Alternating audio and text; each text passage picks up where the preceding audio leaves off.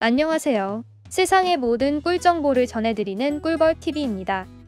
최근 코로나 바이러스로 대면이 아닌 전화와 통화 어플을 통한 상호작용이 늘고 있죠.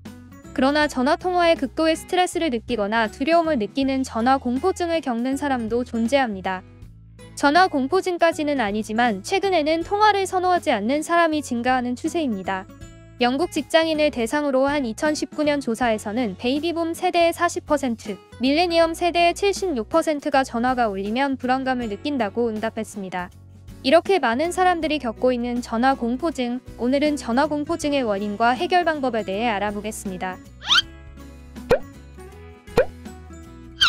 먼저 전화 공포증이란 전화통화를 기피하는 현상으로 통화보다는 문자나 모바일 메신저, 이메일로 소통하는 것을 선호하는 것을 말합니다. 콜포비아라고도 불리는 전화 공포증은 2009년경 처음 등장한 스마트폰에 의해 나타난 현상으로 손가락으로 버튼을 누르는 것만으로도 대화 배달 등이 해결되다 보니 메신저나 문자는 익숙해진 반면 전화통화는 어색해하거나 두려워하게 되는 것입니다. 전화 공포증의 원인은 무엇일까요? 우선 대면 대화는 몸짓, 신체 언어, 눈 맞춤 등 사회적 단서를 포함한 커뮤니케이션이죠. 이에 반해 전화는 목소리만을 단서로 한 커뮤니케이션입니다. 이에 대면 대화에 문제가 없는 사람도 전화통화는 부담스럽게 느끼는 경우가 있습니다. 또 대면 대화 시에는 상대방이 아닌 주위 환경, 소음, 스마트폰 메시지 등 다른 것에 신경을 쓸 수 있는 여유가 있습니다. 이러한 여유는 대화를 좀 더 편하게 느끼도록 하는데요. 그러나 통화는 상대방의 목소리 이외에 산만한 외부 요인이 없어 항상 스포트라이트를 받는 듯한 느낌이 들죠. 최근 문자와 메신저 소통이 일반화되고 있는데요. 언어적 소통이 메신저나 SNS로 대체되고 비언어적 문맥은 이모티콘으로 보완되고 있어 전화 공포증은 더욱 증가할 전망이라고 합니다. 세바 박사는 전화 공포증은 문자와 비대면 소통을 선호하는 경향이 있다고 말했습니다. 메시지 교환은 시간적인 여유가 있어 부담이 덜하고 말실수를 줄일 수 있지만 전화는 상대와 실시간으로 상호작용하기 때문에 약간의 침묵도 어색하게 느낄 수 있죠. 또 전화는 말을 시작하기 전에 답을 생각할 여유가 적어 대답이 충동적이고 위험하다고 느낄 수 있고 원하지 않는 대답 및 대화 주제도 거르기가 어렵습니다. 그리고 사회에 팽배해지고 있는 개인주의가 전화 공포증의 발생 원인 중 하나로 꼽기도 합니다. 마찬가지로 통화를 하며 생기는 불편함을 감수하지 않기 위해 거부감과 개인주의가 발동하게 되는 것입니다. 점점 자녀를 낳는 수도 적어지면서 가족 구성원 수가 줄어듦에 따라 대인관계 기술도 줄어들고 있고 특히 청소년의 경우 음성 대화보다 메신저를 이용한 대화 횟수가 압도적으로 높다고 합니다.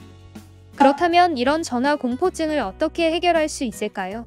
전화 공포증을 겪는 사람들은 가급적 전화를 피하려고 하지만 이를 극복하고자 한다면 가장 효과적인 방법은 오히려 더 많은 통화를 하는 것이라고 세바 박사는 주장했습니다. 전화 공포증은 경험 부족과 관련이 있을 가능성이 있어 전화 통화를 늘릴수록 불안이 줄어들고 자신감을 가질 수 있게 된다는 설명입니다. 실제로 앞서 언급한 국내 조사에서도 연령대가 낮은 취업준비생의 전화 공포증 응답률이 57.7%로 가장 높은 걸로 나왔습니다. 세바 박사는 우선 전화로 얘기해야 할 사람의 목록을 작성하고 미리 전화 내용을 시뮬레이션해본다.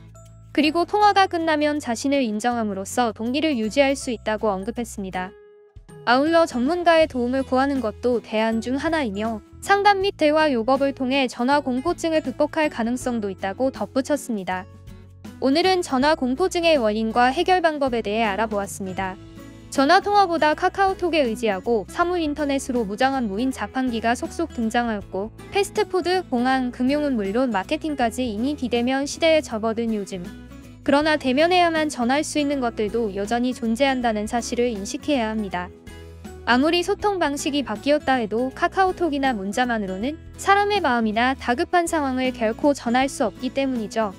나도 모르는 사이의 편리성의 유혹 때문에 무작정 카카오톡이나 문자에만 의지하고 사는 건 아닌지 나 스스로를 돌아봐야 하지 않을까 싶습니다.